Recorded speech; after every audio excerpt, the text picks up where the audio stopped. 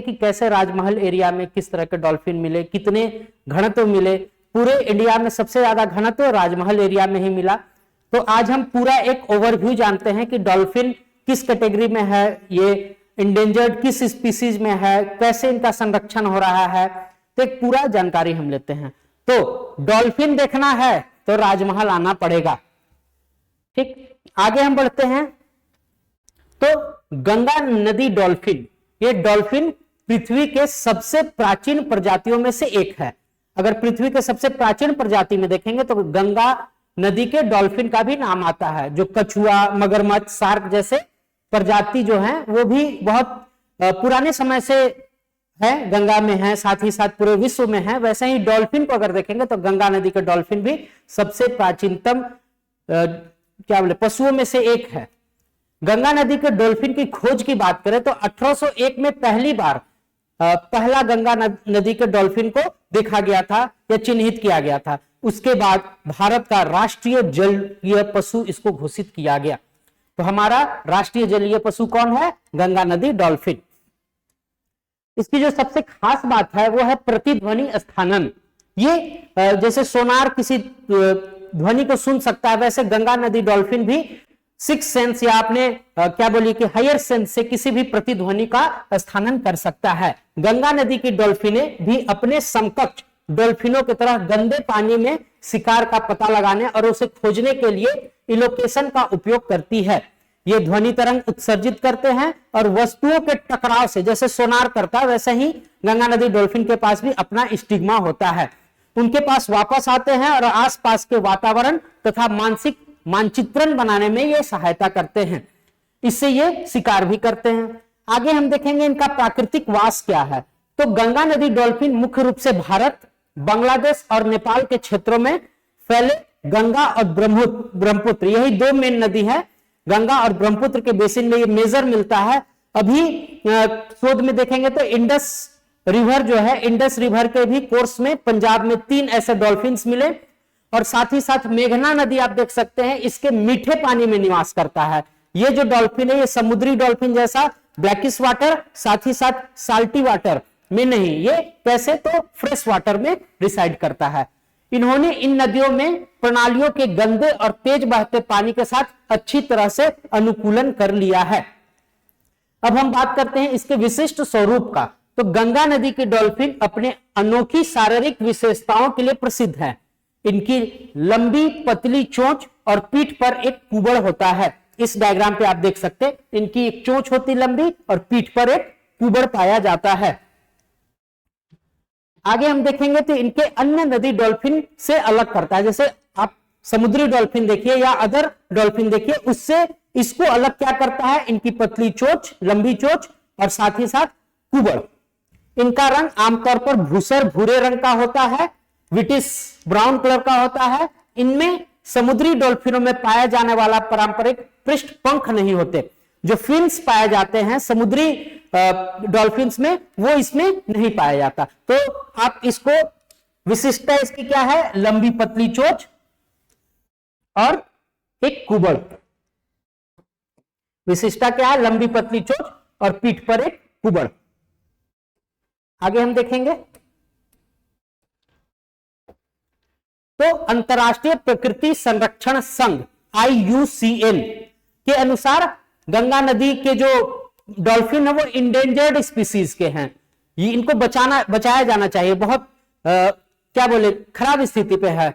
साथ ही साथ हम देखेंगे कि वन्य जीव संरक्षण अधिनियम 1972 क्या कहता है कि इसको अनुसूची 1 के रूप में रखता है और इनको कानूनी रूप से संरक्षित भी किया गया है।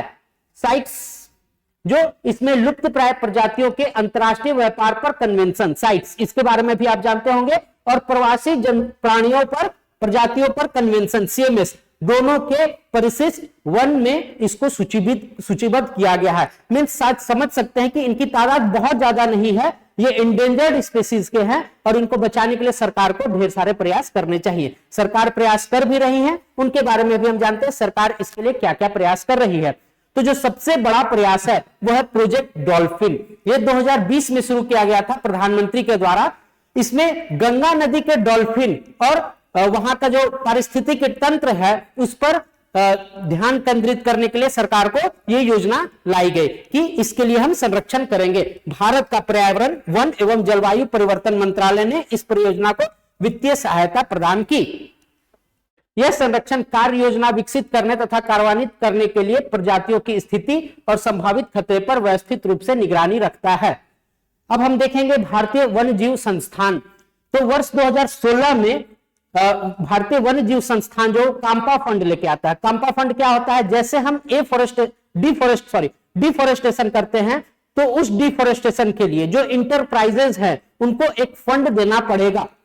तो ये ज्यादातर जो फंड है वो उनके लिए है। जैसे वाटर शेड मैनेजमेंट आप देखते हैं कि अगर कहीं पर डिफोरेस्टेशन हो रहा है, कहीं पर डिफोरेस्टेशन हो रहा है तो वहां का जो वाटर शेड मैनेजमेंट किया जाना चाहिए, इस वाटर शेड मैनेजमेंट के अच्छे नहीं होने के कारण डॉल्फिनों का तादाद धीरे धीरे कम हो रहा है। तो इसके लिए सरकार क्या की कि इनके संरक्षण के लिए काम्पा द्वारा वित्त पोषित फंड लाई गई। इसके माध्यम से गंगा नदी डॉल्फिन के लिए संरक्षण का कार्य योजना विकसित करने में सक्रिय रूप से शामिल रहा है। 2022 से 2047 तक देखेंगे तो योजना नदी डॉल्फिन और जलीय आवासों की भलाई सुनिश्चित करने के लिए तैयार की गई है। इसमें नमामि गंगे योजना को भी जोड़ सकते हैं जो गंगा को साफ करने के लिए बनाया गया है, water shade management of Ganga के लिए बनाया गया है। तो इस तरह की योजनाओं को जोड़ सकते हैं। कुछ संरक्षित क्षेत्र बनाए गए। गंगा नदी के किनारे गंगा नदी डॉल्फिन के महत्वपूर्ण आवासों को संरक्षित घोषित किया गया है, जैसे कि बिहार में विक्रमशिला डॉल्फिन अभ्यारण्य।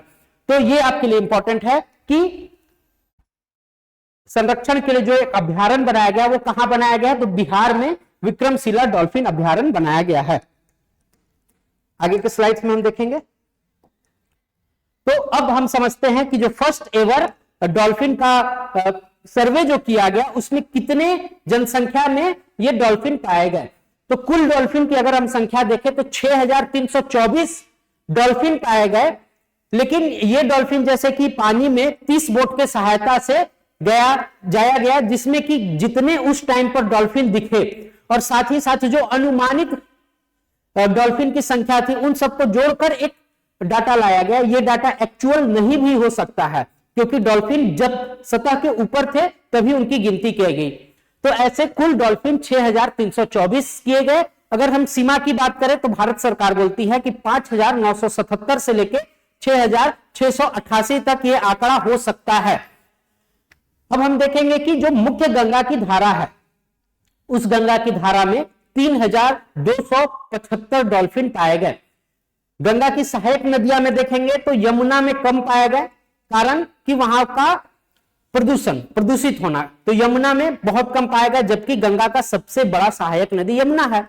उसके अलावा जो अन्य सहायक नदियां हैं उनमें देखेंगे तो कुल 2414 डॉल्फिन पाए गए। ब्रह्मपुत्र की मुख्य धारा में 584 डॉल्फिन पाए गए और उनकी सहायक धाराएं में 51 डॉल्फिन पाए गए, गंगा नदी डॉल्फिन पाए गए। अब एक नई चीज हमने बताया था कि सिंधु नदी जो इंडस रिवर है उसमें व्यास, जैसे आप जानते हैं व्यास जो है एक सहायक नदी ट्रिब्यूटरी है इंडस की, जो सतलज के साथ मिलकर चली जाती है। जैसे व्यास पहले सतलज में मिलेगी फिर वो जाकर इंडस रिवर पर मिल जाती है। तो व्यास रिवर पर 3 डॉल्फिन पाए गए। अब हम अगर राज्यवार इसका रैंक देखें तो सबसे अधिक जनसंख्या डॉल्फिन की उत्तर प्रदेश में पाई गई। उत्तर प्रदेश में सबसे अधिक 2397 डॉल्फिन पाई गई। बिहार में 2220 डॉल्फिन पाई गई। पश्चिम बंगाल में ये 815, झारखंड में 162 डॉल्फिन पाया गया और राजस्थान और मध्य प्रदेश का एरिया ले लें तो 95 डॉल्फिन पाया गया और पंजाब में 3 ऐसे डॉल्फिन पाए गए। तो कुल मिलाकर आप देख सकते टोटल 6324 डॉल्फिन पाए गए। अब हम बात करते हैं हॉट स्पॉट की, वैसे जगह जहां पर डॉल्फिन ज्यादा तादाद में पाए गए। तो ऐसे देखेंगे तो 2 ऐसे आपको प्लेटफॉर्म दिख रहे हैं। पहले प्लेटफॉर्म पे उन चीजों को लिखा गया है कि जब वो सतह के ऊपर थे और उनको देखा गया, उनका निरीक्षण किया गया तो उस हिसाब से कितने डॉल्फिन पाए गए। दूसरा जो आपको लिस्ट दिख रहा है, इस लिस्ट में अनुमानित या अनुमानित जो भी बोलिए उस लिस्ट को रखा गया है। उसमें जिस एरिया में कितने डॉल्फिन पाए जा सकते हैं, उनका क्या घनत्व हो सकता है, उस हिसाब से रखा गया। तो पहला लिस्ट जो है, जिस टाइम सर्वे हुआ उस टाइम कितने डॉल्फिन बाहर थे और जिनको देखा गया, उस आधार पर अगर हम देखते हैं तो उत्तर प्रदेश में 0.62 डॉल्फिन पर किलोमीटर की दर से पाए गए। पर किलोमीटर अगर हम नदी में जा रहे हैं तो 1 किलोमीटर जाने पर 0.62 डॉल्फिन पाए गए उत्तर प्रदेश में। बिहार में यही आंकड़ा देखेंगे तो 1.62 डॉल्फिन पर किलोमीटर पाए गए, और यह उच्चतम दर है जो गहरी नदी चैनलों और सहायक नदियों जैसे घाघरा, गंडक, कोसी, सोन के संगम के कारण यहां पर ज्यादा डॉल्फिन पाए गए, ऐसे बातें सर्वे में कही गई।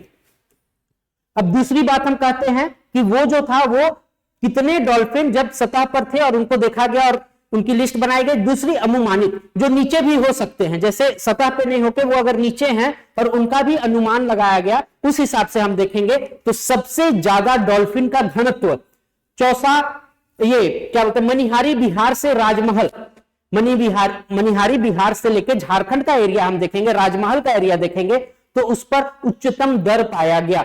2.75 डॉल्फिन पर किलोमीटर के घनत्व से यहां पर डॉल्फिन पाया गया। यह आपके लिए बहुत ही अच्छी खबर है, सुखद खबर है। हो सकता है जेपीएससी के आगामी आने वाले एग्जाम में यह पूछ दे कि किस दो जगहों के बीच, किन दो जगहों के बीच डॉल्फिन की सबसे ज्यादा तादाद है। तो आपको याद रखना होगा मनिहारी बिहार से राजमहल झारखंड। अब देखिए दूसरा सबसे ज्यादा, जैसे उच्चतम देखा, सेकेंड हाईएस्ट जो रेट देखा गया, डेंसिटी देखी गई, वो चौसा से मनिहारी के बीच में देखी गई। तो मनिहारी एक ऐसा हॉट स्पॉट है जहां पर ज्यादा तादाद में गंगा नदी के डॉल्फिन पाए गए। तो ये आपका पूरा एक एनालिसिस था, और हो सकता है कि आने वाले टाइम पे डॉल्फिन पे आपका क्वेश्चन आए, जैसे कि अभी हाथी के लिए क्वेश्चन आता, पलामू टाइगर रिजर्व पे क्वेश्चन आता, अलग अलग प्राणियों पे क्वेश्चन आता, लेकिन अब डॉल्फिन पे भी आ सकता है, क्योंकि हाईएस्ट रेट अगर देखा जाए, हाईएस्ट घनत्व देखा जाए तो वो राजमहल के एरिया में ही पाया गया।